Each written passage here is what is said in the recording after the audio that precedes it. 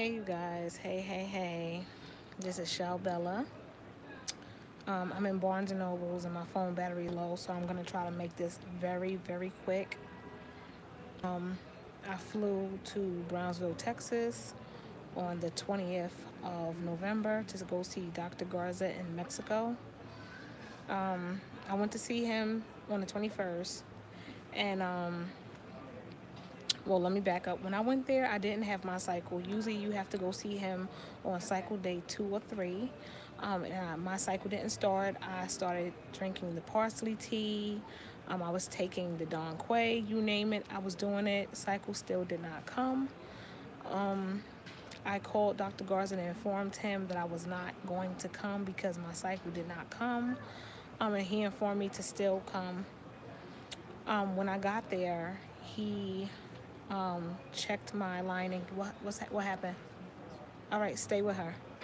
He checked my lining, and the whole time, my babies, the whole time I was thinking to myself, I flew all the way out here for nothing. I don't know what I'm gonna do. I just didn't know, you guys. Luckily, when I got there, he checked my lining and he said based off of my lining, because I was on the birth control, my lining was very thin, so he still started me on my treatment. He gave me medication. How Dr. Garza worked, the IVF worked, you pay as you go. I paid in pesos, as I told you guys in my last video. He gave me enough medication for 5 days. So I went back to my hotel and I gave myself my medication for 5 days. On the 6th day, I went back to him. He checked my follicles and determined that I needed 3 more days of medication. I paid for the 3 more days of medication. Went back to him again. He informed me I still was not ready. By this time, I was in like a panic. Hey, honey. By this time, I was in a panic. I was thinking to myself, I'm only staying for 16 days. My baby's birthday is on the 8th. I was supposed to leave on the 5th. I don't know what I'm going to do. Steve flew in on the 28th. When we went back on the 29th, I was then ready. He gave me more stimulants, and he also gave me my trigger to do that night at 10 o'clock. This was the 29th. I did my trigger. Steve went in that Friday and gave his sample. How I said I thought he was going to be able to have stage fright. No, he went in that room, wham, bam, came out with a sample. Damn near half the cup was full, and he came out, and we went back to Texas. He did not need a passport. Steve crossed the border with his birth certificate and his ID. That's all he needed. We didn't even need his social. That Saturday, Steve left that Friday. That Saturday, I went back in for retrieval. I'm going to put up a video, probably in the group. After my retrieval, I wasn't sure how many eggs I got. I didn't know how many eggs he was going to be able to get. I was kind of nervous about that, and a lot of women say you don't get to speak to him after because he's a man of many tasks. He sees patients, he does consults, he does the ultrasounds, he does the retrieval, he does the transfer, he does everything. I just so happened I caught him coming out of the operating room with another person. Hey, Tanika, with another person, and I asked him how many eggs I got, and he informed me that I got a total of 14 eggs. We got 14 eggs. I was like overjoyed. So he informed me that he wanted to do the transfer on that Thursday. The problem is I was leaving on that Wednesday. I informed him that I was leaving on that Wednesday. He said that he was, it's fine that he can do it on that Tuesday, so it will be a 3-day transfer instead of a 5-day transfer. I'm sorry I'm talking fast. I'm in Barnes& and Nobles, and I just didn't want to keep you guys waiting any longer. By the time I went back Tuesday for my transfer, only 11 eggs were fertilized. 11 was fertilized. 4 was AA, grade AA.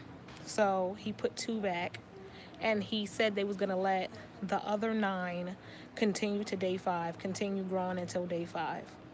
We put the 4 back. The retrieval was painless. I did not wake up in any pain. I didn't have any cramping, no nothing. They do offer medication. And when they do the retrieval, it's not like the States. They put a gas mask over your face.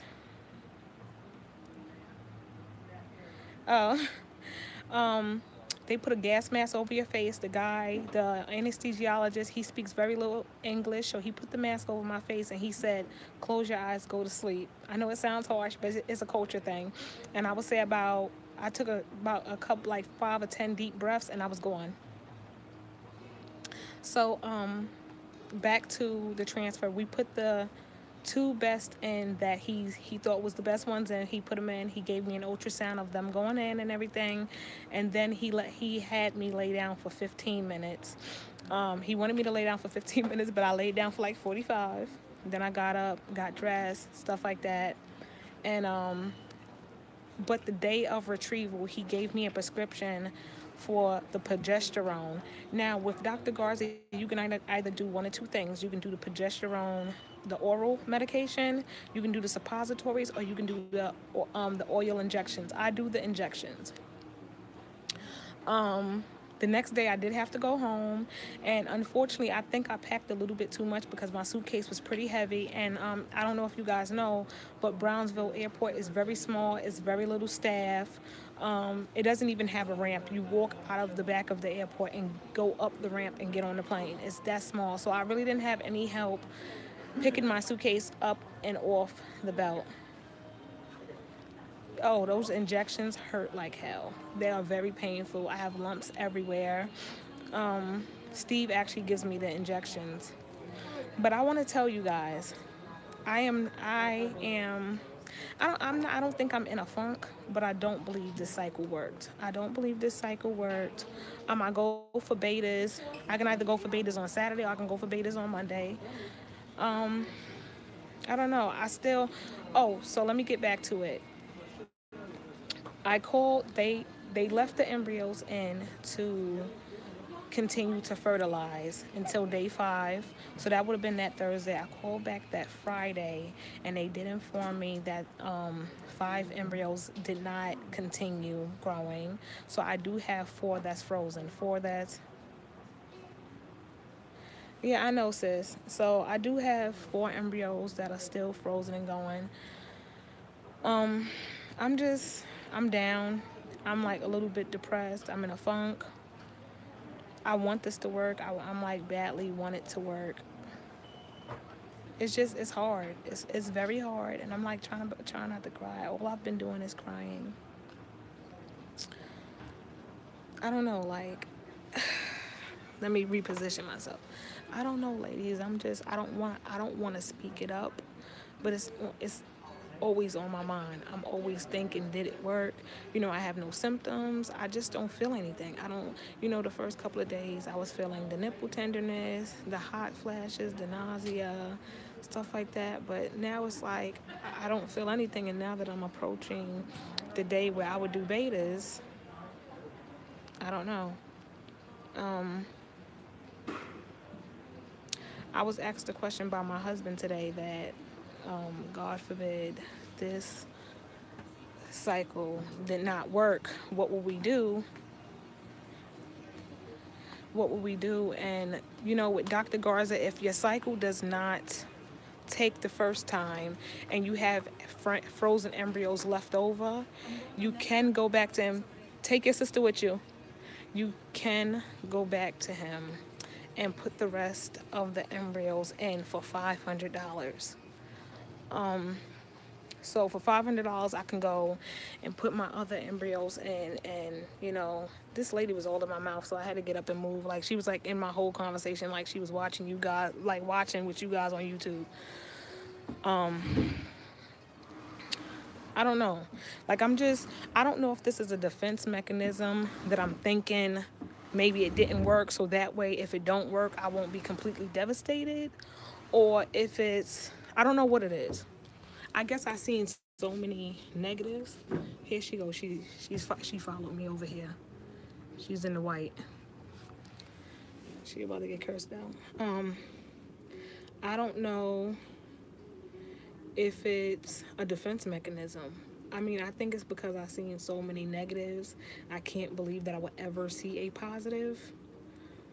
Steve said that I've been being a crybaby. All I do is cry. Like, I get in the shower, I cry. I'm at the kitchen cooking, I'm crying. I see people with babies, I start to tear up. It sucks. It sucks. I feel like I'm in this alone.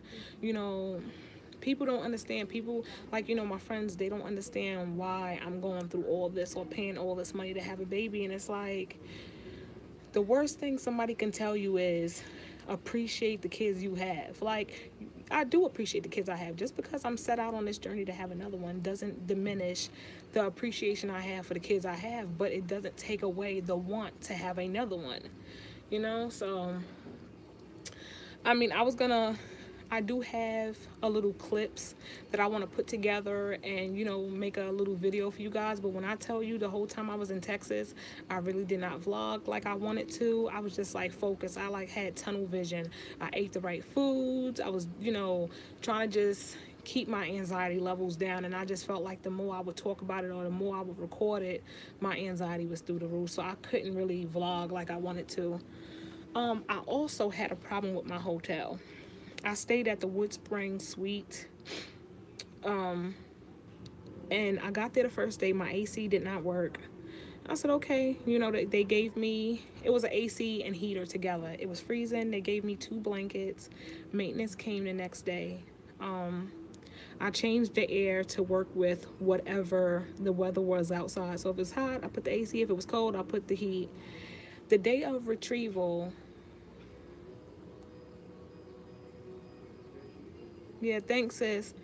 The day of retrieval, I came back to my room and there was this really eerie smell that made me immediately nauseous. I went down and explained to them that I had a smell in my room that was nauseating. The housekeeper came to the room and she said, honey, we have mold. That's what that smell is. So I said, excuse me? She said, we have mold in the hotel. We have a company coming out tomorrow to clean it up. That moment, I switched my hotel. I called the Motel 6. I moved my hotel. The guys came in, and the moment they pulled the AC cover off, it was green and brown. Like, I'm talking about like mucusy green and brown. So for 6 days, I was breathing in that air. Also, Steve came, and I kept on telling him that I think that I have roaches, and he was like, no way, you would have seen them. And I'm like, I'm pretty sure I seen some. And he's like, no. Sure enough, he looked up on top of the cabinet, and there was 2 roaches sitting on the top of the cabinet. I had such a horrible time on this journey, and it wasn't even the journey itself that was hard. It was where I was staying. So I don't know, ladies. I just felt like I had to come on here and let you guys know what was going on. I had you guys wait long enough, and I mean, this is therapy. I don't know. I do believe that this was less stressful than actively TTCing. Yes, girl, I got a refund. They gave me a refund, and check this out. They even said, oh, if you stay, we'll give you 5 free nights. Are you fucking kidding me? We'll give you 5 free nights if you want to stay. Absolutely not. I'm not staying. But like I was saying, I believe this was less stressful than actively TTCing because I didn't have to pee on a stick. I didn't have to worry about Steve not, you know, being too tired to perform. I didn't have to worry about anything. All I had to worry about is money and doing my shots on time and just relaxing. And like everything else was in the doctor's hands. And I mean, it was just regardless of how the experience turned out, whether I get my baby or not, this was a beautiful experience, and I'm actually glad that I experienced this. Like I learned a lot about the science that's put into doing IVF. I met a lot of wonderful women with beautiful stories, sad stories, but very inspirational, very beautiful stories, and those stories actually made me more appreciative of my situation. You have women that don't even have kids. This lady, she got pregnant and lost it. She had 16 miscarriages. 16 miscarriages. You had one lady that was there who husband divorced her. Husband divorced her because she couldn't perform. Like, then there was another lady that was sitting there the second day I was there, and her husband was supposed to fly in and meet her, and he never showed. She paid all her money. All he had to do was give us his sample, and he never showed up. Told her he didn't want to do this. Told her he didn't want to be with her no more. I mean, I'm talking about some sad situations, like some very sad situations. And you know, I was looking at the things that me and Steve go through, and like, I didn't think Steve was gonna be able to give a sample. I didn't think he was gonna be able to take off for work. I doubted my husband, and this situation, when I tell you, brought my marriage together. And all right, honey, I'll hit you later. You always going to a meeting, businesswoman. The reason I had to do IVF, and I'm saying I had to, is because actively TTCing it put a wedge between me and my husband. It affected me and my husband's relationship. It made me feel like I wasn't attractive. It made me feel like I wasn't a woman. It made me feel like the love was gone, because there was days where when we wasn't TTCing, I mean, we can have sex all day, every day. But then when we was actively TTCing, I just felt like my husband didn't want the outcome that I wanted as much. So I just felt like, to save my marriage, if the outcome, we both want a baby, the outcome is a baby, then you know what, let's cut out the middleman. Yeah, let's cut out the middleman and let's just go straight for IVF. That way it's because you know what? Being on this journey, you start blame. You start pointing blame. Well, first it's stages. First you blame yourself, whether you tied your tubes or whether you just feel broken. I was blaming myself.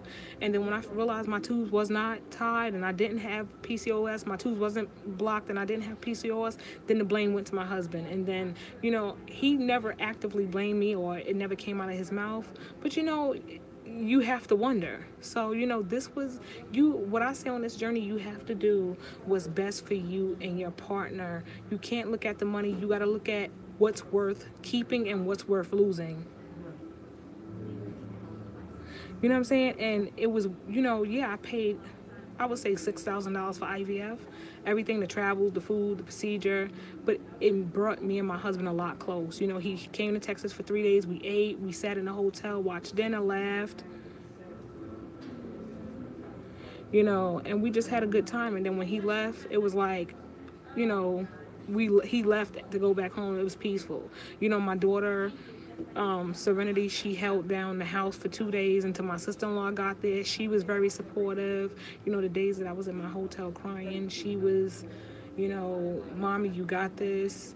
You know what I mean? And she doesn't really want me having another baby, but she was so supportive. Like, she gave the kids a speech, told them, do not get in trouble in school. Mommy's doing this. And even when I came home and I was trying to get my suitcase out of the trunk, she was like, put that suitcase down. You're not supposed to be carrying nothing. That's what you have sons for. So, hopefully we get a good outcome. But I want you ladies to know, my TTC sisters to know, even if the outcome is not what we expect it to be, I do not regret going down this road. I won't be sad.